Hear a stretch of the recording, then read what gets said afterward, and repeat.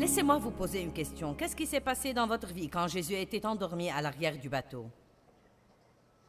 Est-ce qu'il y a quelqu'un? Est-ce que quelqu'un a eu des choses tristes, mauvaises, douloureuses qui lui sont arrivées et il vous a juste semblé que Dieu n'était pas là? Voyons vos mains si c'est le cas. Vous savez quoi? Ce genre de choses arrive à tout le monde. C'est un test de notre foi et nous devons être capables de dire, peu importe à quoi ça ressemble, peu m'importe comment je me sens, peu m'importe ce que je vois et combien de temps ça prend, Dieu est ma réponse à toute situation dans la vie. Je crois en Dieu et je ne vais pas perdre ma paix.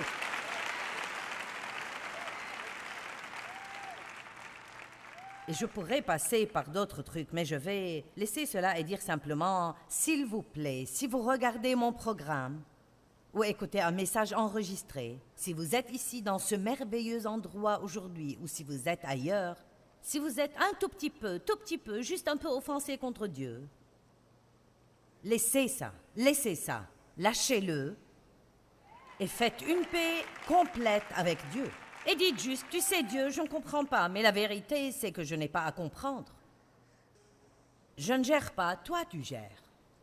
Je t'appartiens et je te fais assez confiance pour croire que quoi qu'il arrive, tu vas le faire concourir pour le bien. Tu vas le retourner et en faire du bien. Écoutez, je ne comprends toujours pas pourquoi des enfants sont maltraités. Pour moi, c'est la chose la plus affreuse que j'ai vue. Mais la Bible dit que Dieu va nous donner une double bénédiction pour nos problèmes passés si nous avançons selon son plan. Et je vous dis ceci, Dieu a fait bien plus pour moi que le double de ce que j'ai souffert. Quoi que j'ai pu manquer, il me l'a donné 100 fois plus dès à présent dans ma vie et Dieu veut faire la même chose pour vous. Amen. Allez, le jour de la paix arrive. Amen. Le jour de la paix est sur le point d'arriver. Alléluia.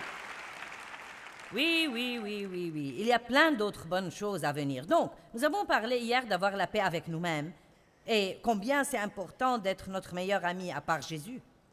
Soyez votre meilleur ami. Or, vous savez, Dave est vraiment le meilleur de mes amis. J'ai des enfants qui sont mes meilleurs amis. Mais dans le pire des cas, vous devez être votre meilleur ami parce que vous ne savez jamais quand quelqu'un d'autre va vous décevoir ou ne pas être là pour vous. Parfois, ils ne réalisent même pas qu'ils ne sont pas là pour vous, mais nous savons tous que nous sommes blessés et déçus par les gens. Si vous êtes contre vous, vous avez pris un chemin difficile et donc il y a tant de gens qui ne sont pas en paix avec eux-mêmes. Voyons voir un peu. Combien d'entre vous ici ce soir ont en permanence cette petite guerre privée qui fait rage contre vous? Vous voyez, ça fait au moins la moitié des gens, et certains des autres n'ont pas encore décidé s'ils sont assez fermes pour lever la main. Vous ne vous aimez pas vous-même. Certains en sont même venus à se haïr. Vous ne faites que penser à tout ce que vous faites de mal tout le temps. Vous ne savez pas comment vous encourager vous-même dans le Seigneur. Je crois que nous devons être assez forts pour comprendre que nous avons des faiblesses, mais nous avons aussi des forces. Vous n'avez pas à penser à vos faiblesses en permanence. Vous pouvez aussi penser à vos forces. Qui a des domaines dans lesquels il est bon? Bien, pourquoi n'y pensez-vous pas aussi, mais seulement à ce pourquoi vous êtes mauvais? Ce n'est pas de l'orgueil de faire cela. Remerciez Dieu pour chacun d'eux. Merci Dieu de ce que je suis fidèle, de ce que je suis impliqué, de ce que je ne baisse pas facilement les bras. Merci de ce que je suis organisé. Merci de ce que je suis dur à la tâche, de ce que je suis un parent investi. Remerciez Dieu pour tous les dons qu'il vous a donnés et faites-lui confiance pour remplir les défaillances. Dieu va s'occuper de vos faiblesses. Ne soyez pas en compétition avec qui que ce soit. Dieu ne vous a pas appelé à être quelqu'un d'autre. Il vous a appelé à être vous-même. Vous n'avez pas à être comme qui que ce soit. Dites, je suis content d'être moi. Croyez que Dieu vous aime inconditionnellement.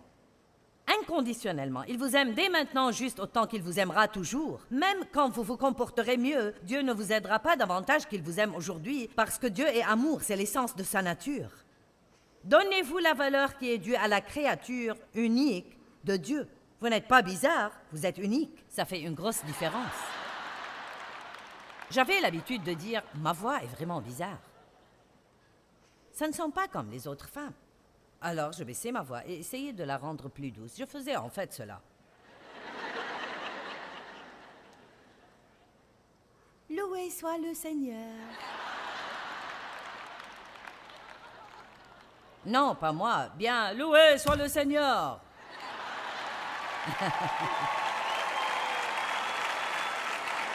Et honnêtement, je pensais que j'étais bizarre.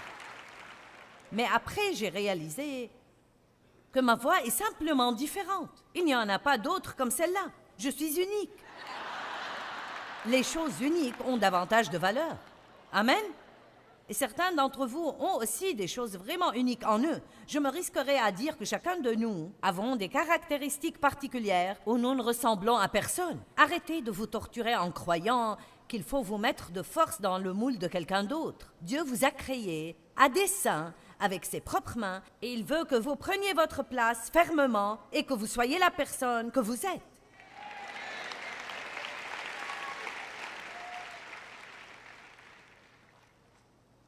La Bible dit « Soyez en paix avec les autres ». Donc nous sommes en paix avec Dieu, en paix avec nous-mêmes, en paix avec les autres. Bon, c'est le problème, n'est-ce pas? Mon Dieu, est-ce que j'ai assez de temps pour prêcher ça? Je ne sais pas. 2 Timothée 2, 23. Écoutez bien. Mais refuse, ferme tes pensées, n'ait rien à voir avec les controverses folles et inutiles, mal informées, insignifiantes, stupides et les arguments stériles. La Bible, bienvenue dans la Bible. Sachant qu'elles font naître des querelles et des luttes. Donc il dit, résistez au diable dès qu'il commence. Au moment où une pensée qui provoque la discorde des luttes, ou des désaccords, ou la disharmonie, ou la désunion vient à vous, fermez-lui vos pensées. C'est là que nous devons être violents et dire « Non, je n'irai pas là ».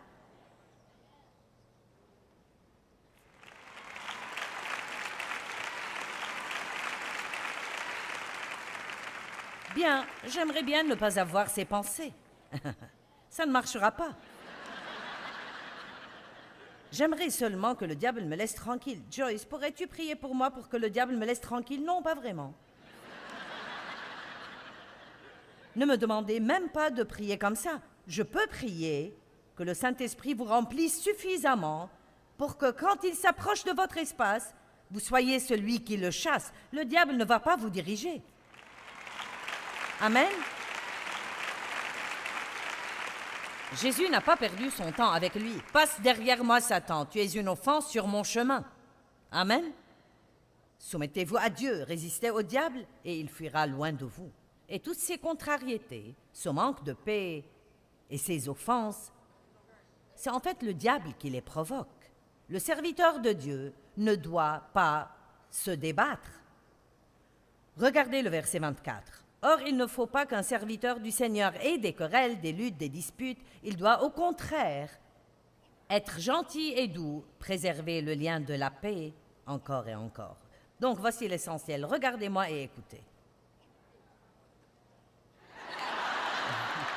Bonjour tout le monde. N'est-ce pas cool? Maintenant, j'ai bon espoir de parler à des millions de gens en Asie et en Russie, en Inde, ainsi qu'en Afrique, aux États-Unis, en Australie et en Europe. C'est vraiment génial. Et voici la parole du Seigneur pour aujourd'hui.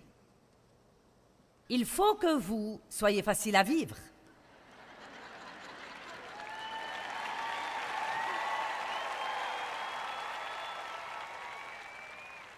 Wow! Ce n'est pas compliqué. Qui a des exigences élevées?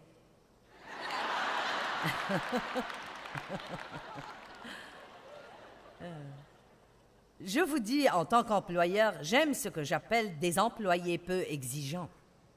Ils viennent travailler, ils arrivent à l'heure, ils font leur boulot, ils rentrent à la maison, ils ne murmurent pas, ils ne se plaignent pas. Ils travaillent 8 heures pour une paye de 8 heures. Ils n'y voient pas de problème. Ils s'attendent en fait à travailler 8 heures pour une paye de 8 heures. C'est une nouvelle idée. Apprenez à être toujours facile à vivre. Vous devez être des gens faciles à fréquenter et vous pouvez avoir cela en ruisselant du Saint-Esprit. Levez-vous chaque matin, passez un bon temps avec Dieu et attisez cette onction. Je dis au Seigneur, j'ai besoin d'être huilé aujourd'hui de manière à glisser en dehors des situations poisseuses.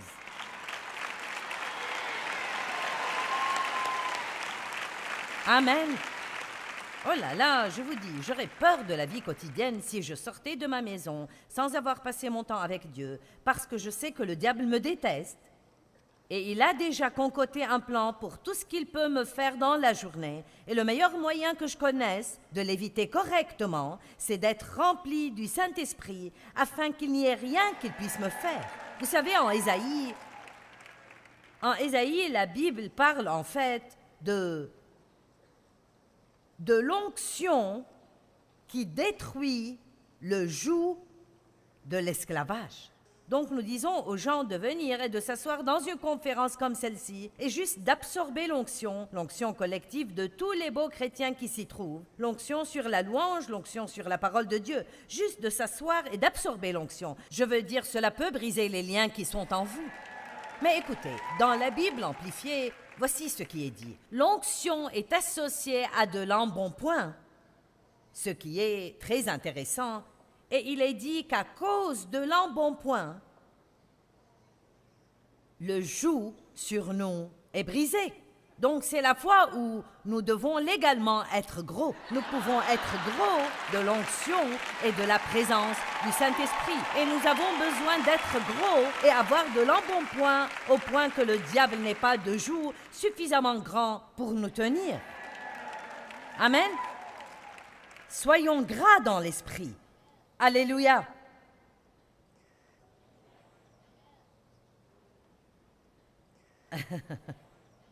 Partout, il est dit, efforcez-vous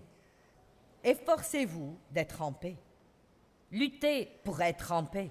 Ne vous disputez pas, mais luttez pour être en paix. Ce mot efforcer en grec veut dire travail dur. Donc, si vous voulez vous entendre avec les gens, vous allez devoir le vouloir. Pour vous entendre avec les gens, vous devez le vouloir.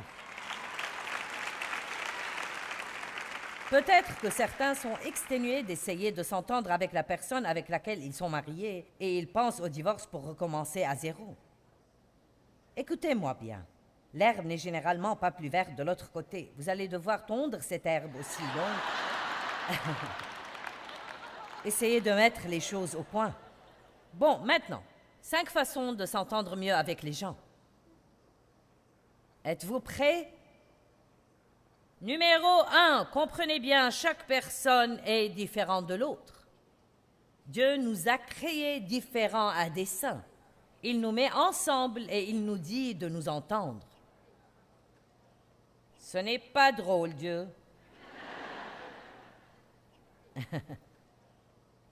Combien d'entre vous ont plusieurs enfants et ils sont tous différents les uns des autres? Et vous vous dites, comment tous ces enfants ont-ils pu venir du même endroit? Combien d'entre vous avez des enfants avec lesquels vous vous entendez mieux que les autres? Combien d'entre vous avez des enfants que vous aimez et d'autres que vous n'aimez pas beaucoup?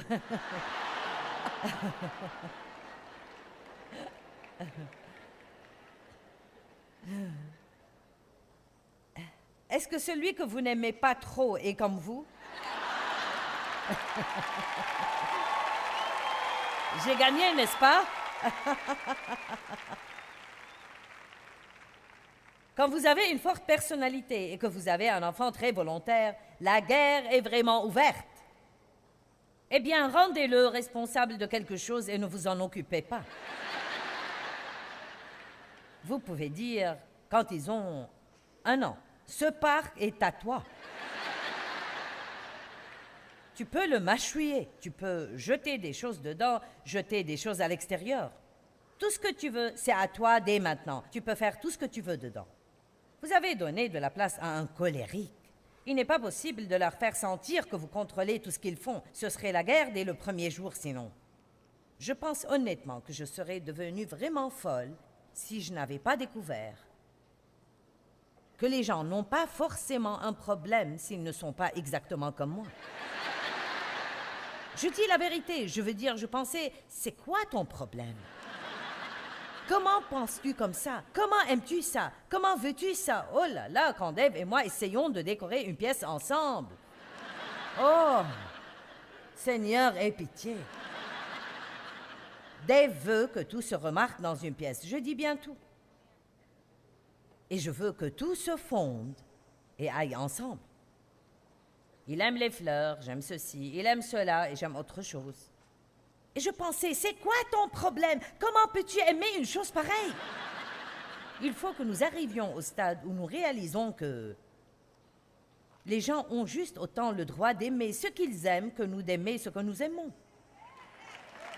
Oh, vous n'êtes pas sûr de ça, n'est-ce pas? L'applaudissement tarde à venir.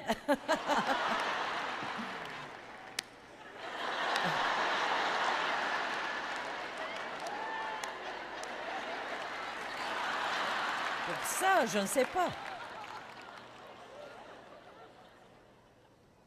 Honnêtement, Dieu nous donne à tous un tempérament de fond. Et ils sont tous différents. Je veux dire, Pierre, l'apôtre Pierre et Jean étaient si différents. Pierre était comme une boule de feu. Il ne pouvait pas garder sa bouche fermée 2 secondes. Et Jean passait juste son temps avec Jésus et allait même jusqu'à s'appeler lui-même bien-aimé. Il parle de lui-même dans le livre qu'il a écrit. Je suis l'apôtre que Jésus aime.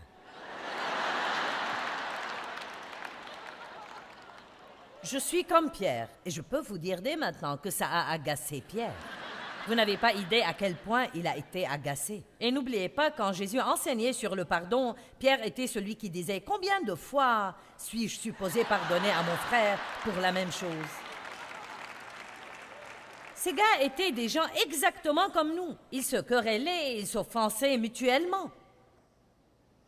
Ils devaient gérer constamment ce genre de truc. Jésus avait des opportunités d'être offensé. J'ai une question.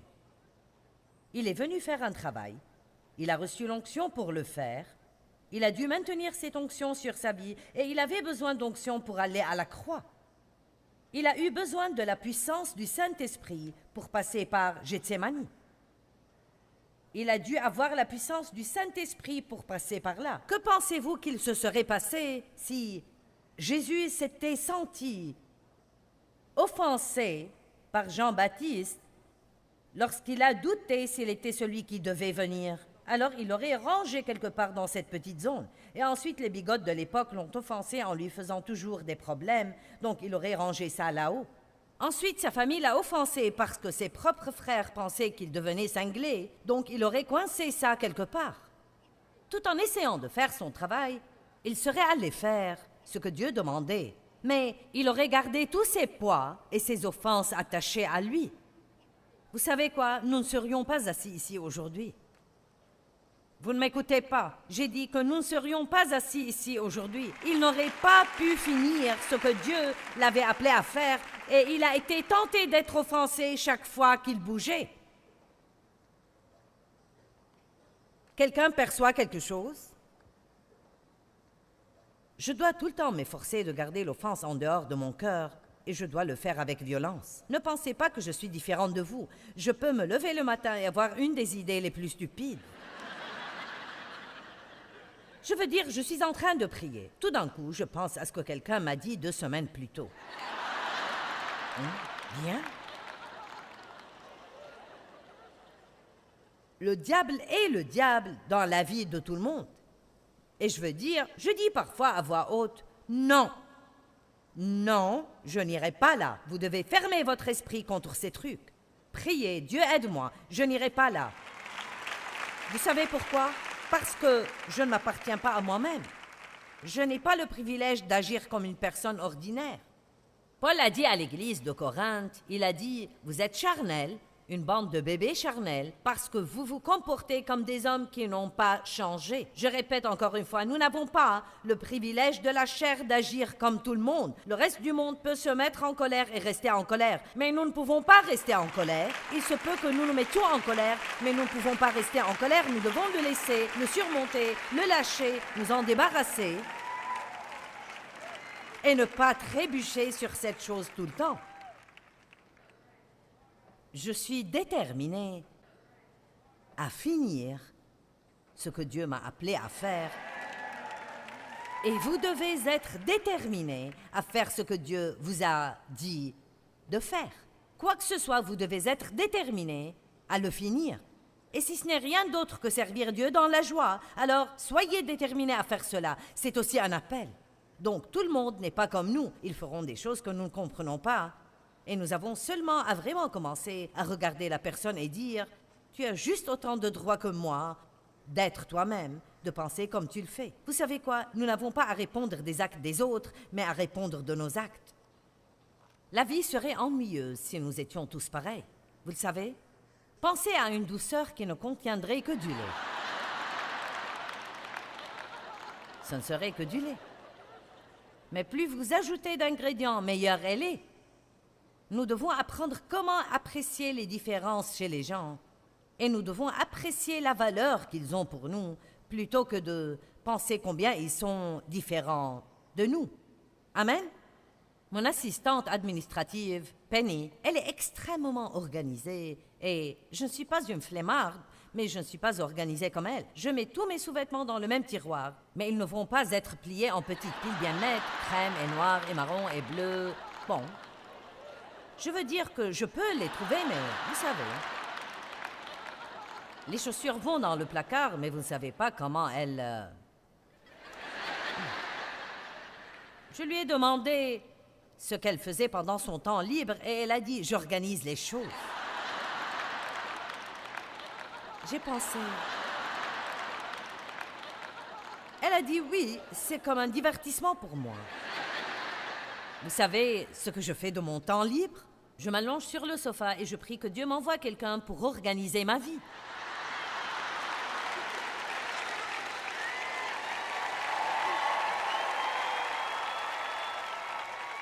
Et pas seulement ça, je ne me sens pas pour autant le moins du monde coupable parce que je n'ai pas envie de cuisiner, je n'ai pas envie de faire le ménage. J'ai fait ça pendant des années et des années et des années. Maintenant, je me consacre à la nouvelle chose que Dieu m'a appelé à faire et il m'envoie le reste de l'aide dont j'ai besoin.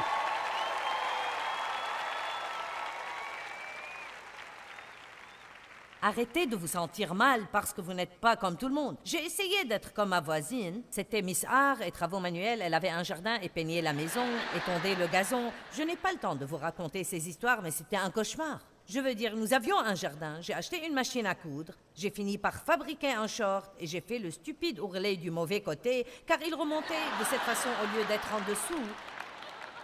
Et les poches étaient plus longues que le short.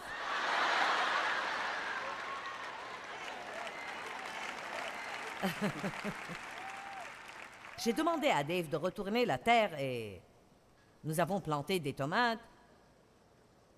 Elles ont fait des feuilles et nous regardions les tomates. Je me suis procuré des étais et je devais étayer les tomates avec elles. J'essayais d'être une femme normale. Et la veille avant de les étayer, nous avons planifié. Nous commençons demain à 9h.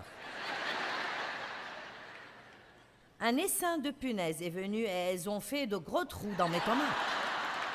Elle habitait tout près et les punaises n'ont pas touché à ces tomates. J'étais fâchée contre Dieu. Je suis une femme de foi. Et j'ai prié sur ces tomates.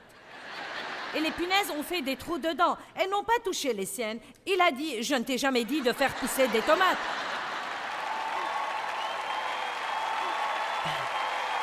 Je n'ai aucune obligation de protéger tes tomates.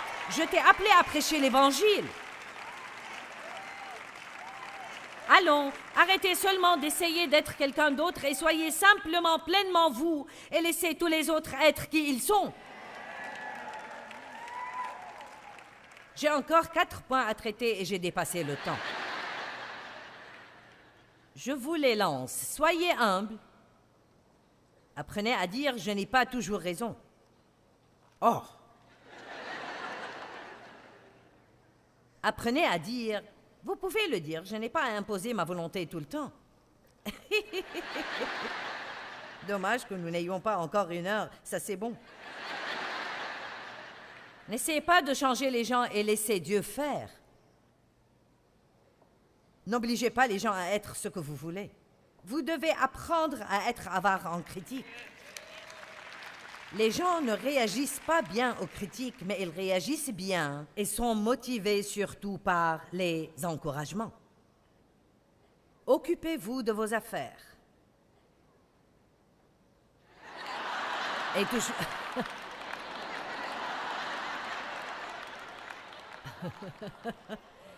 Et croyez toujours le meilleur. Je crois au meilleur et je fais confiance à Dieu plus que tout. Et surtout, je maintiens cette onction que Dieu m'a donnée. Et pour faire ça, vous devez rester dans la paix. Où il y a l'unité, il y a l'onction et il y a la bénédiction. Bien, nous devons être en paix avec Dieu, en paix avec nous-mêmes et en paix avec les autres. Où il y a l'unité, il y a la bénédiction.